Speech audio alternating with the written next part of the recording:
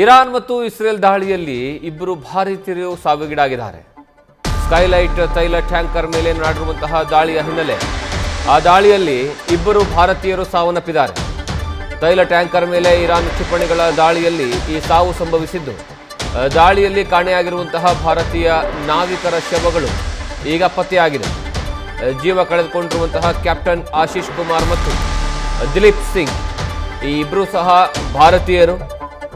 Iran ಮತ್ತು Israel ದಾಳಿಯಲ್ಲಿ skylight ತೈಲ ಟ್ಯಾಂಕರ್ ಮೇಲೆ ದಾಳಿ ಮಾಡಿರುವಂತಹ ಸಂದರ್ಭದಲ್ಲಿ ಇದೇ ಟ್ಯಾಂಕರ್ ಒಳಗಡೆ ಕ್ಯಾಪ್ಟನ್ ಆಗಿ ಕಾರ್ಯವನ್ನು ನಿರ್ವಹಿಸ್ತಾ ಇರುವಂತಹ ಆಶೀಶ್ ಕುಮಾರ್ ಮತ್ತು ದಿಲೀಪ್ ಸಿಂಗ್ ಇಬ್ಬರು ಸಹ ತಮ್ಮ ಪ್ರಾಣವನ್ನು ಕಳ್ಕೊಂಡಿದ್ದಾರೆ ಎನ್ನುವಂತಹ ವಿಚಾರ ಗೊತ್ತಾಗ್ತಾ ಇದೆ.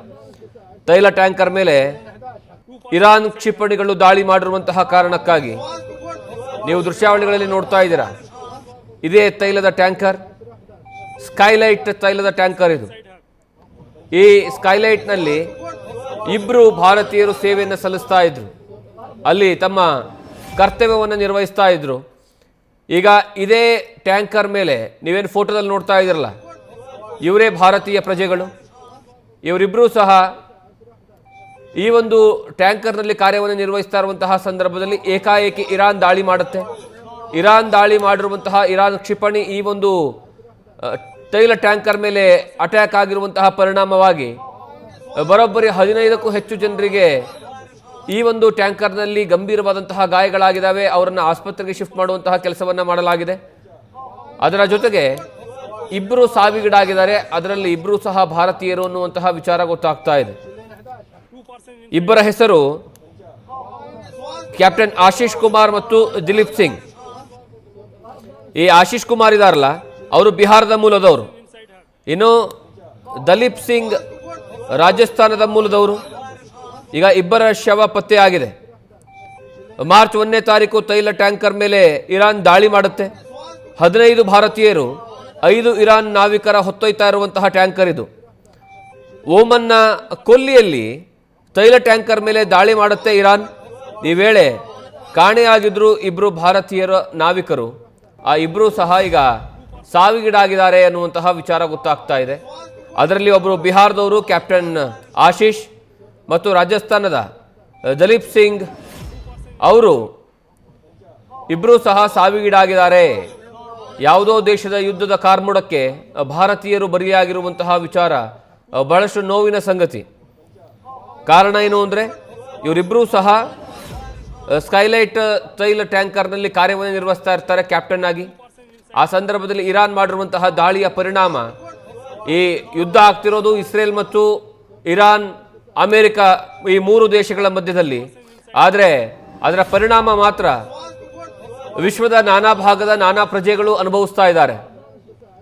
ಇಲ್ಲಿಯವರೆಗೆ ಭಾರತಕ್ಕೆ ಅದರ ಪರಿಣಾಮಗಳು ದೊಡ್ಡ ಮಟ್ಟಕ್ಕೆ ಆಗಿರಲಿಲ್ಲ. ಆದರೆ ಈಗ ಇಬ್ಬರು ಭಾರತೀಯರು ಸಾವಿಗೀಡಾಗಿದ್ದಾರೆ ಎನ್ನುವಂತಹ ವಿಚಾರ ಗೊತ್ತಾಗ್ತಾ ಇದ್ದಂತೆ ಅದರ ನೇರವಾದಂತಹ ಪರಿಣಾಮ ಭಾರತದ ಪ್ರಜೆಗಳ ಮೇಲೆ ಬೀಳ್ತಾ ಇದೆ. ಬಹಳಷ್ಟು ಜನ ಈಗಾಗಲೇ ಅರಬ್ ರಾಷ್ಟ್ರಗಳಲ್ಲಿ ಇದ್ದಾರೆ, ಅಲ್ಲಿ ಸಿಲ್ಕೊಂಡಿದ್ದಾರೆ. ಆದರೆ ಅದೃಷ್ಟವಶಾತ್ ಯಾರಿಗೂ ಸಹ ಏನೂ ತೊಂದರೆ ಆಗಿಲ್ಲ, ಎಲ್ಲರೂ ಸೇಫ್ ಆಗಿದ್ದಾರೆ.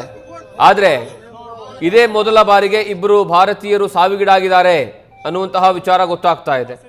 ಇದು ನೇರವಾದಂತಹ ಪರಿಣಾಮ. ಇಂಡೈರೆಕ್ಟ್ ಆಗಿ ತುಂಬ ಎಫೆಕ್ಟ್ಗಳಾಗ್ತಾ ಇದೆ. ಆದರೆ ಭಾರತದ ಪ್ರಜೆಗಳು ಸಾವಿಗೀಡಾಗಿರೋದು ಭಾರತೀಯರಿಗೆ, ಅವರ ಕುಟುಂಬಸ್ಥರಿಗೆ ಬಹಳಷ್ಟು ನೋವಿನ ಸಂಗತಿ ಇದೆ. ಇಸ್ರೇಲ್ ಮತ್ತು ಇರಾನ್ ನಡುವೆ ನಡೀತಾ ಇರುವಂತಹ ದಾಳಿಯ ಪರಿಣಾಮವಾಗಿ ಈಗಾಗಲೇ ಯುದ್ಧದ ಕಾರ್ಮೋಡ ಕಳೆದ ಶನಿವಾರದಿಂದ ಶುರುವಾಗಿರೋದು. ಕಳೆದ ಶನಿವಾರ ಮೊದಲ ಬಾರಿಗೆ ಏನು ದಾಳಿ ಆರಂಭ ಮಾಡುತ್ತೆ ಇಸ್ರೇಲ್ ಇರಾನ್ ಮೇಲೆ, ಆಗಿಂದನೂ ಸಹ ಅದಕ್ಕೆ ಪ್ರತಿದಾಳಿಯಾಗಿ ಇರಾನ್ ಸಿಕ್ಕ ಹಡಗುಗಳ ಮೇಲೆ, ಅರಬ್ ಕಂಟ್ರಿಗಳ ಮೇಲೆ, ಎಲ್ಲೆಲ್ಲಿ US ಬೇಸ್ ಮಿಲಿಟರಿ ಕ್ಯಾಂಪ್ಗಳಿದೆ ಅದರ ಜೊತೆಗೆ ತನ್ನ ಪಕ್ಕದ ರಾಷ್ಟ್ರಗಳ ಮೇಲೆ, ಇನ್ನು ಇಸ್ರೇಲ್ ಮೇಲೆ, ಅಮೆರಿಕದ ವಾಯುನೆಲೆಗಳ ಮೇಲೆ, ಇಲ್ಲೆಲ್ಲ ಕಡೆನೂ ಸಹ ಏಕಕಾಲದಲ್ಲಿ ದಾಳಿಯನ್ನು ಮಾಡುವಂತಹ ಕೆಲಸವನ್ನ ಮಾಡ್ತಾ ಇದೆ. ಯಾವಾಗ ಅಲ್ಲಿರುವಂತಹ ಸರ್ವಾಧಿಕಾರಿ ಇದಾರಲ್ಲ ಖಮೇನಿ ಸಾವಿಗೀಡಾದ ನಂತರ ದೊಡ್ಡ ಮಟ್ಟದಲ್ಲಿ ಪ್ರತಿಕಾರದ ಛಾಯೆ ಮೂಡ್ತಾ ಇದೆ. ಆ ಪ್ರತಿಕಾರದ ಪರಿಣಾಮವಾಗಿ ಈಗ ಭಾರತೀಯರು ಸಹ ಸಾವಿಗೀಡಾಗಿದ್ದಾರೆ. ಮಾರ್ಚ್ 1ನೇ ತಾರೀಕಿನಂದು ತೈಲ ಟ್ಯಾಂಕರ್ ಮೇಲೆ ಇರಾನ್ ದಾಳಿ ಮಾಡುತ್ತೆ, ಕ್ಷಿಪಣಿಗಳ ಮೂಲಕವಾಗಿ ದಾಳಿ ಮಾಡುತ್ತೆ. ಅದರಲ್ಲಿ ಆ ಒಂದು ತೈಲ ಟ್ಯಾಂಕರ್ ಮೇಲೆ ದಾಳಿ ಮಾಡುತ್ತಲ್ಲ, ಆ ದಾಳಿ ಮಾಡಿದಂತಹ ಸಂದರ್ಭದಲ್ಲಿ 15 ಭಾರತೀಯರು 5 ಇರಾನ್ ನಾವಿಕರನ್ನ ಹೊತ್ತೊಯ್ತಾ ಇತ್ತದು ಟ್ಯಾಂಕರ್. ಆ ಸಂದರ್ಭದಲ್ಲಿ ಇದು ಓಮನ್ ಕೊಲ್ಲಿಯಿಂದ ತೈಲ ಟ್ಯಾಂಕರ್ ಮೇಲೆ ಇರಾನ್ ದಾಳಿ ಮಾಡುತ್ತೆ. ಈ ವೇಳೆ ಆರಂಭಿಕ ಹಂತಗಳಲ್ಲಿ ಬಹಳಷ್ಟು ಜನ ಕಾಣೆ ಆಗ್ತಾರೆ. ಅವರು ಬದುಕಿದಾರೋ ಸತ್ತಿದಾರೋ ಅಥವಾ ಎಲ್ಲಿದ್ದಾರೆ ಯಾವುದ್ರ ಬಗ್ಗೆನೂ ಸಹ ಮಾಹಿತಿ ಇರೋದಿಲ್ಲ. ಈ ಓಮನ್ ಕೊಲ್ಲಿಯಲ್ಲಿ ತೈಲ ಟ್ಯಾಂಕರ್ ಮೇಲೆ ದಾಳಿ ಮಾಡಿದಂತಹ ಸಂದರ್ಭದಲ್ಲಿ ಬಹಳಷ್ಟು ಜನರಿಗೆ ಒಂದು ರೀತಿಯಲ್ಲಿ ಆತಂಕ. ಕಾರಣ ಏನು ಅಂದ್ರೆ ಇಡೀ ಆ ತೈಲ ಟ್ಯಾಂಕರ್, ಆ ಹಡಗು ಹೊತ್ತಿ ಉರಿತಾ ಇರುತ್ತೆ. ಅದರೊಳಗಡೆ ಕೆಲಸವನ್ನ ನಿರ್ವಹಿಸ್ತಾ ಇರುವಂತವ್ರು ಎಲ್ಲಿ ಹೋದ್ರು, ಅವರು ಪ್ರಾಣ ಉಳಿಸ್ಕೊಂಡಿದ್ದಾರಾ ಅಥವಾ ಇಲ್ವಾ, ಇದೆಲ್ಲದರ ಬಗ್ಗೆಯೂ ಸಹ ಪ್ರಶ್ನೆಗಳು ಮೂಡಿದ್ವು. ಈಗ ಆ ಕಾಣೆಯಾಗಿರುವಂತಹ ಒಟ್ಟು 20 ಜನರಲ್ಲಿ 2 ಭಾರತೀಯರು ಸಾವಿಗೀಡಾಗಿದ್ದಾರೆ. ಆ 2 ಸಹ ಆ ಹಡಗಿನ ನಾವಿಕರು. ಒಬ್ರು ಬಿಹಾರ ಮೂಲದ ಕ್ಯಾಪ್ಟನ್ ಆಶೀಶ್, ಇನ್ನೊಬ್ರು ರಾಜಸ್ಥಾನ ಮೂಲದ ದಲೀಪ್ ಸಿಂಗ್. ಇವರಿಬ್ಬರು ಸಹ ಆರಂಭಿಕ ಹಂತಗಳಲ್ಲಿ ಮಿಸ್ ಆಗ್ತಾರೆ. ಅವರನ್ನು ಹುಡುಕುವಂತಹ ಕೆಲಸವನ್ನ ಮಾಡಲಾಗುತ್ತೆ. ಅವರು ಬದುಕಿದಾರಾ ಇಲ್ವಾ ಅನ್ನುವಂತಹ ಪ್ರಶ್ನೆ ಮೂಡುತ್ತೆ. ಅದಾದ ಮೇಲೆ ಈಗ ಅಂತಿಮವಾಗಿ ಅವರು ಸಾವಿಗೀಡಾಗಿದ್ದಾರೆ ಅನ್ನುವಂತಹ ಬೇಸರದ ಸಂಗತಿ ಈಗ ಹೊರಬಿದ್ದಿದೆ. ಅದರ ಜೊತೆಗೆ ಅವರ ಮೃತದೇಹವೂ ಸಹ ಈಗ ವಶಪಡಿಸಿಕೊಳ್ಳಲಾಗಿದೆ. ಆ ಮೂಲಕವಾಗಿ ಈ ಯುದ್ಧದ ಕಾರ್ಮೋಡದ ಎಫೆಕ್ಟ್ ಎಷ್ಟರ ಮಟ್ಟಿಗಿದೆ ಅಂದ್ರೆ, ಯಾವುದೋ ದೇಶದ ಪ್ರಜೆಗಳು ಇನ್ಯಾವುದೋ ದೇಶದಲ್ಲಿ ದುಡಿದು ತಿನ್ನಬೇಕು ಅಂತ ಹೋದಂತಹ ಸಂದರ್ಭದಲ್ಲಿ ಏಕಾಏಕಿ ಸೃಷ್ಟಿಯಾಗಿರುವಂತಹ ಈ ಯುದ್ಧದ ಕಾರ್ಮೋಡದ ಪರಿಣಾಮವಾಗಿ ಪ್ರಜೆಗಳು, ಭಾರತದ ಪ್ರಜೆಗಳಾಗಿರ್ಬೋದು ಅಥವಾ ಬೇರೆ ಬೇರೆ ದೇಶದ ಪ್ರಜೆಗಳಾಗಿರ್ಬೋದು, ತಮ್ಮ ಪ್ರಾಣವನ್ನು ಕಳ್ಕೊಳ್ಬೇಕಾದಂತಹ ಅನಿವಾರ್ಯದ ಪರಿಸ್ಥಿತಿ ನಿರ್ಮಾಣವಾಗಿದೆ.